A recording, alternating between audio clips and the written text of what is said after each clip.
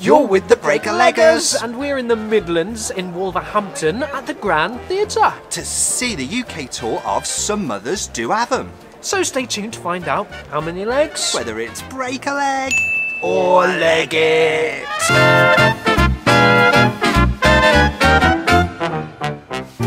Before you beautiful people go any further, to make sure you've always got your finger on the theatrical pulse for honest theatre reviews, news and interviews, hit subscribe right now. Hit subscribe now, comment below if you've seen this production. It's touring, so it's probably coming to a town near you. If you're going to see it, if you've seen it already, let us know, comment below. Yeah, we'd love to hear from you. So, Some Mothers Do Ave Em, written and directed by Guy Unsworth, but based on the 1970s UK TV series by Raymond Allen. This show was massive in the 1970s. A big UK show. At a time where literally tens of millions of people watched TV, which is just unheard of nowadays. Yeah, the lead character, Michael Crawford, then went on...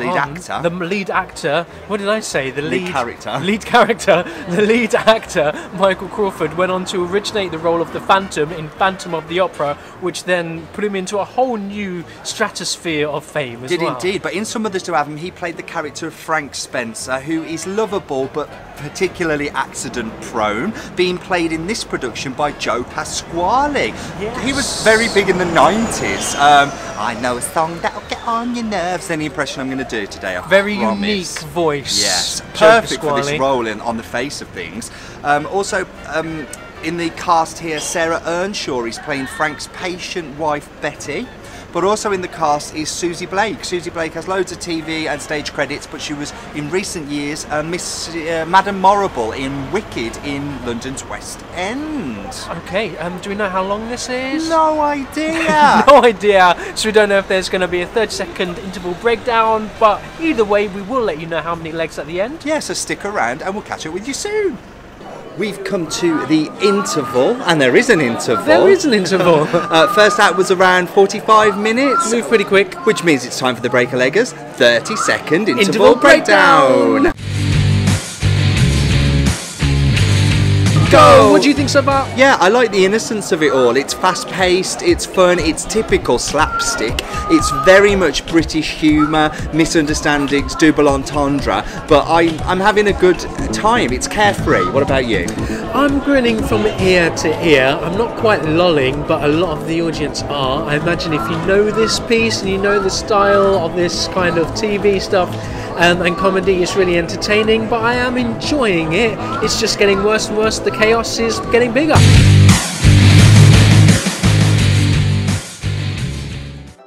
We've come to the end of Some Mothers Do Ave Em UK tour, currently at the Grand Theatre in Wolverhampton.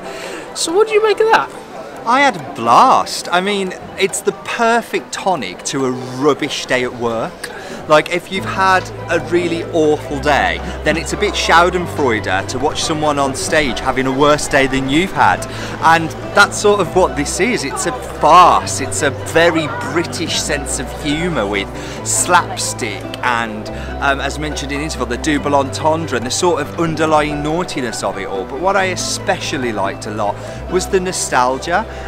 You know, I didn't grow up in the 70s, but I imagine if you did, then this was your primetime Saturday night viewing, live on stage, harping back to a Britain that was a little bit simpler, that didn't have the complexities of today. And as an escapism, I thought that was great. And I've got to give it to the director, Guy Unsworth, because for a young guy himself, he's grasped that concept, and I thought it was a great show. And he's also the writer as well. Yeah. Writer and director. But heavily influenced by Raymond Allen. I mean, you know, there are some motifs and themes within this piece of writing which are a lovely, they hark back to the series. They're in the spirit of, but to come up with a new story and to keep that sort of level of humour is quite clever. Yeah, it's very clever, witty piece of script. The plot is very intricate. There was one point where I was actually thinking, how are you going to resolve this? And yet it does, which is very clever in itself. You mentioned fast. It is very fast, it's very pacey. It's a fast. It's a fast. Try saying that 5 times fast. First act was only 45 minutes, the second act 40 minutes, I think. So it really does power through. Slapstick as well, very on point. I could tell the company really enjoyed themselves, and as such, that was quite infectious for the audience. This audience here absolutely loved it.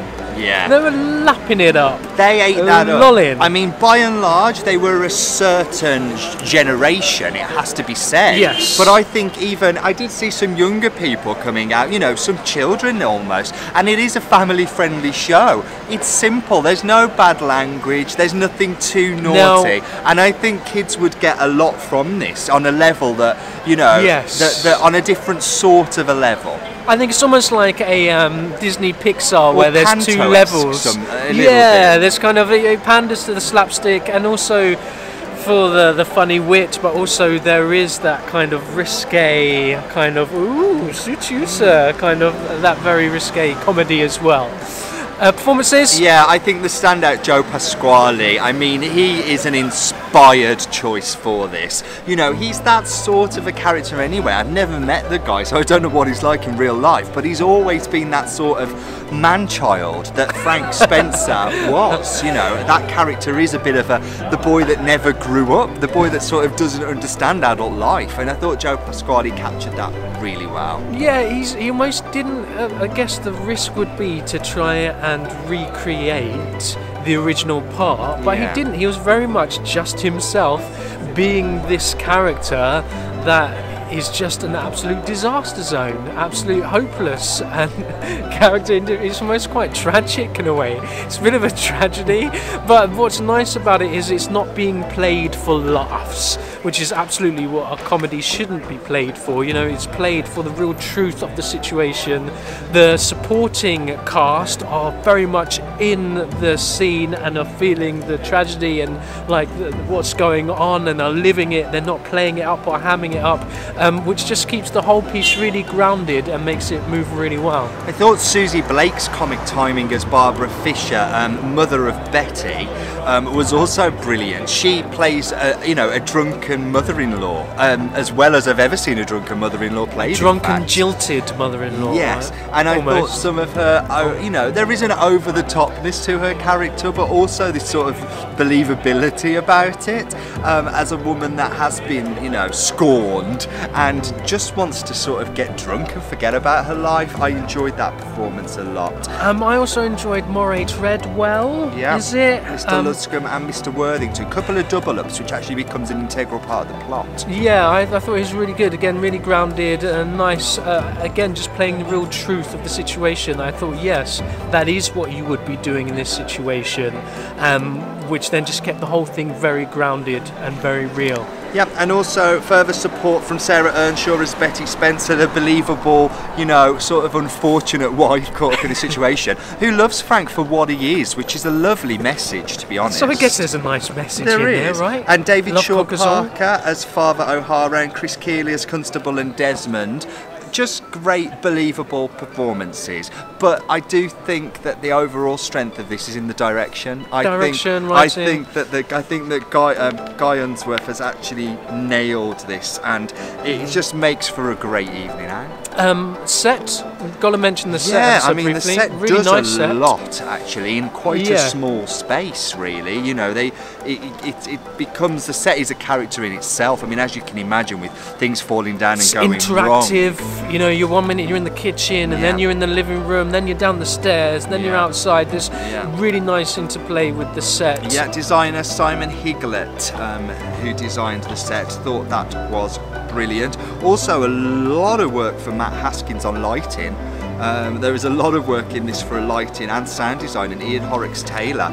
Great work. I would say, come and see this piece as a good example of a crowd-pleasing farce. You're not going to go far wrong with this. You're going to have fun. Yeah. I think you said it right. My cheeks are kind of a bit sore because I was grinning from ear to ear throughout the whole thing. Who doesn't need that in today's times? Right? Nothing too heavy. Miserable on the news. Yeah, we don't always need a Hamlet. Yeah, we don't always need a Macbeth. In fact, I'd be quite happy to never see a Hamlet again, to be honest. We've had a lot of Hamlets. We have. Whereas this is just quite nice and quite light. But hey, I guess you're probably wondering how many legs we are going to give this piece. For the UK tour of Some Mothers Do Ave Em, we are going to give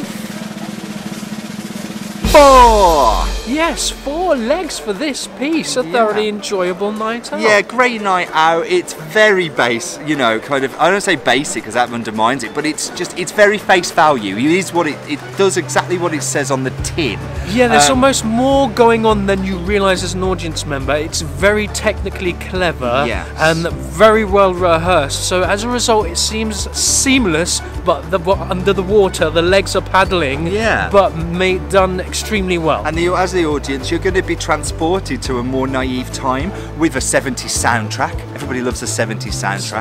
And even a glitter ball. Talk about nostalgia. Yeah, it ended on a real high. But hey, that's just what we thought. Yeah, what did you think? Let us know in the comments below. We'd love to hear from you. We are the Breaker Leggers. And we'll catch you again soon. Bye.